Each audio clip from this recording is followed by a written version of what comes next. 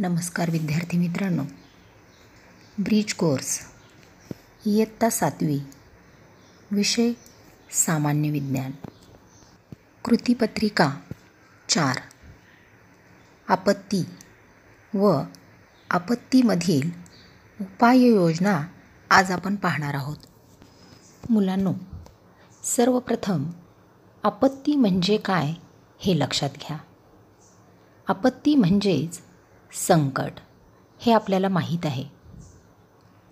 अचानक उद्भवणाऱ्या संकटामुळे राष्ट्राची किंवा समाजाची मोठ्या प्रमाणात जीवित, आर्थिक व सामाजिक हानी होते. अशा संकटांना आपत्ती म्हणतात. म्हणजेच पहा, ज्या संकटामुळे आपल्या राष्ट्राची व समाजाची जीवित तसेच आर्थिक आणि सामाजिक नुकसान होते, त्या संकटाला आपत्ती म्हणतात. या आपत्तीचे मुख्य 2 प्रकार आहेत: मानवनिर्मित आपत्ती व नैसर्गिक आपत्ती. तर आपल्याला वेगवेगळ्या प्रकारच्या आपत्ती माहीत आहेत. उदाहरणार्थ आग, भूकंप, रासायनिक वायू गळती, वादळ, महापूर, सुनामी, बॉम्बस्फोट, इमारत कोसळणे, पूर, दरड कोसळणे, मोटार अपघात, युद्ध, वणवा यासारख्या आपत्ती आपणा सर्वांच्याच परिचयाच्या आहेत. मग या आपत्तीमध्ये जे नुकसान होते ते टाळण्यासाठी आपत्कालीन नियोजन व व्यवस्थापनाची गरज असते. लोकसहभाग आणि आपत्ती व्यवस्थापन यांचे खूप जवळचे नाते आहे. आपत्ती टाळणे, आपत्तींना तोंड देण्यासाठी वेगवेगळ्या योजना तयार करणे व त्यासाठी क्षमता मिळवणे म्हणजेच आपत्ती व्यवस्थापन होय. सर्वप्रथम आपण भूकंपाविषयी जाणून घेऊयात. भूकंप हा शब्द सर्वांच्याच परिचयाचा आहे. हा शब्द जरी उच्चारला तरी आपल्या अंगावर काटा येतो. कारण 1993 साली लातूर जिल्ह्यातील किल्लारी या गावात तीव्र भूकंप झाल्याने हजारो लोकांचा मृत्यू झाला होता. मग भूकंप होते म्हणजेच काय होते पहा. तर जमिनीमध्ये हालचाली झाल्याने मोठ्या प्रमाणात ऊर्जेचे उत्सर्जन होते व त्यामुळेच पृथ्वीच्या पृष्ठभागात हालचाल होते. जमीन थरथरणे व जमिनीला भेगा पडणे या गोष्टीसुद्धा यामुळेच होतात. भूकवचामध्ये कंपन निर्माण होणे यालाच भूकंप असे म्हणतात. म्हणजेच पहा, जमीन जेव्हा थरथरल्यासारखी आपल्याला जाणवते तेव्हाच त्याला भूकंप असे म्हणतात. भूकंपासाठी अन्य कारणाबरोबरच मोठी मोठी धरणे व खाणकाम ही प्रमुख मानवी कारणे आहेत. भूकंपाचे परिणाम काय होतात ते पहा. बांधकाम, पूल, रस्ते, लोहमार्ग हे उद्ध्वस्त होतात. तसेच नद्यांच्या प्रवाहाची दिशाही बदलते. मोठ्या प्रमाणामध्ये जीवित व वित्तहानी होते. यानंतर महापूर. मुलांनो, जुलै 2005 साली मुंबईमध्ये मुसळधार पाऊस पडल्याने नदीचे पाणी तुंबले होते. त्यामुळेच महापूर येऊन लोकांचे बळी गेले होते.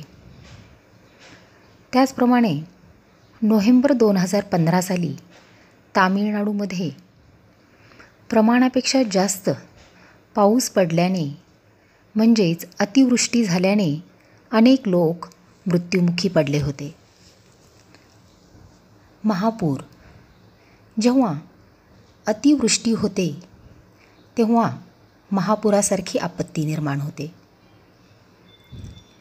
एकाच ठिकाणी जास्त प्रमाणात पाणी जमा होते व हे पाणी जेव्हा नदीच्या पात्राच्या बाहेर जाते त्यावेळेस पुराचे संकट येते. हद्दीच्या बाहेर म्हणजेच प्रमाणापेक्षा जास्त पाऊस झाला की मोठ्या शहरातील पाण्याचा निचरा करणारी व्यवस्था अपुरी पडते व त्यामुळेच रस्त्यावर पाणी पसरते. महापूर ही जगामध्ये वारंवार उद्भवणारी नैसर्गिक आपत्ती आहे. महापुराचे परिणाम पहा. मोठ्या प्रमाणावर जीवित व वित्तहानी होते.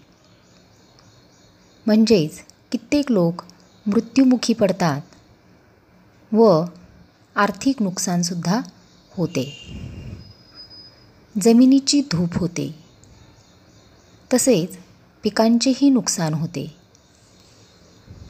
आणि जेव्हा पूर ओसरतो म्हणजेच कमी होतो तेव्हा आजार व रोगराई अशी संकटे आपल्यासमोर उभी राहतात. म्हणजेच वेगवेगळ्या आजारांना आपल्याला तोंड द्यावे लागते. यानंतरची आपत्ती आहे वादळ. वादळ कसे निर्माण होते ते पहा. हवेमध्ये कधीकधी कमी जास्त दाबाचे पट्टे निर्माण होतात. म्हणजेच हवा कधी वेगाने तर कधी कमी वेगाने वाहते. त्यामुळे हवामानामध्ये बदल होतो व यामुळेच वेगाने वारे वाहू लागतात आणि यातूनच वादळाची निर्मिती होते. वादळ म्हणजेच वाऱ्याचा वेग प्रचंड असणे. वादळामुळे वेगवेगळे परिणाम आपल्याला सोसावे लागतात. जसे की वादळग्रस्त प्रदेशाचे भरपूर प्रमाणात नुकसान होते. जीवित व मालमत्ता यांचीही प्रचंड हानी होते. वादळामुळे वीज पुरवठा खंडित होतो. तसेच दळणवळण यंत्रणाही खंडित होते. पुढची आपत्ती आहे वणवा. वणवा म्हणजेच बघा, जेव्हा मोठमोठे जंगल, कुरण व गवताळ प्रदेश या ठिकाणी नैसर्गिक किंवा अनैसर्गिक म्हणजेच निसर्गतः किंवा इतर काही कारणांनी आग लागते व ही आग अनियंत्रित असते. म्हणजेच ही आग कितीही आटोक्यात आणण्याचा प्रयत्न केला तरीही ती थांबत नाही. यालाच वणवा असे म्हणतात. वणवा पसरण्याचा वेग प्रचंड असतो. वणव्यामुळे नैसर्गिक साधनसंपत्तीचे प्रचंड प्रमाणात नुकसान होते. तसेच हवेचे प्रदूषणसुद्धा वाढते. मुलांनो, नेहमी लक्षात ठेवा, आपत्ती काळात एकमेकांना मदत व सहकार्य करणे ही आपली सर्वांची नैतिक जबाबदारी आहे. राष्ट्रीय आपत्ती व्यवस्थापन प्राधिकरण या संस्थेची 2005 साली स्थापना करण्यात आली. आपत्ती व्यवस्थापनांतर्गत नियोजन करण्याचे काम ही संस्था करते. जेव्हा एखाद्या ठिकाणी आपत्ती येते त्यावेळेस आपत्ती व्यवस्थापनासाठी संपर्क नंबर लक्षात ठेवा. पोलीस 100, अग्निशामक दल 101, रुग्णवाहिका 102 आणि आपत्ती नियंत्रण कक्ष 108. यानंतर आजूबाजूला आपत्तीमध्ये अशी एखादी उपाययोजना आढळल्यास काय आहे ते पाहूयात. या नंबरशी संपर्क साधा. किंवा नैसर्गिक आपत्ती उद्भवते तेव्हा खालील दक्षता घ्या. रेडिओ व टी व्हीवरील बातम्याकडे सतत लक्ष ठेवा. बॅटरीवर चालणारा रेडिओ मोबाईल वापरा. हवामान खात्याने दिलेल्या सूचना काळजीपूर्वक ऐका.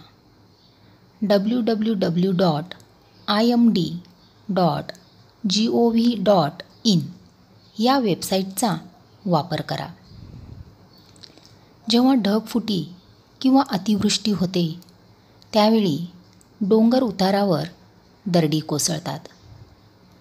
टेकड्या, डोंगर खचतात आणि खाली येतात.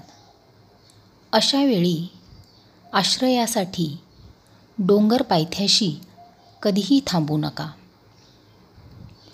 जेव्हा नदीला पूर आला की नदीकाठच्या परिसरात घरात न थांबता सुरक्षित जागी आसरा घ्या. भूकंप झाल्यावर रस्ते दुभंगतात, जमिनीला भेगा पडतात. यामुळे एका ठिकाणाहून दुसऱ्या ठिकाणी जाताना मार्ग म्हणजेच रस्ता व्यवस्थित असल्याची खात्री करा. मदत केंद्र किंवा छावणीचा आसरा घ्या, ज्यामुळे तुम्हाला औषध, अन्नाची पाकिटे, पाणी, प्रथमोपचार इत्यादी मदत मिळेल. आगीपासून बचावासाठी शाळा, हॉस्पिटल, रेल्वे स्थानक इत्यादी ठिकाणी अग्निशामक नळकांड्यांचा वापर करा. विद्यार्थी मित्रांनो, आपत्ती व आपत्तीमधील उपाययोजना आता तुम्हाला कळाल्या आहेत. पुढील प्रश्नांची उत्तरे तुमच्या वहीत लिहा. प्रश्न पहिला. तुम्ही काय कराल? कोणतीही एक योग्य कृती लिहा. अ. तुमच्या परिसरात वादळ येणार आहे असे समजले. ब. महापुरामुळे पाण्यात काही लोक अडकले आहेत. प्रश्न दुसरा. दुष्काळामुळे कोणकोणते परिणाम होतात थोडक्यात लिहा.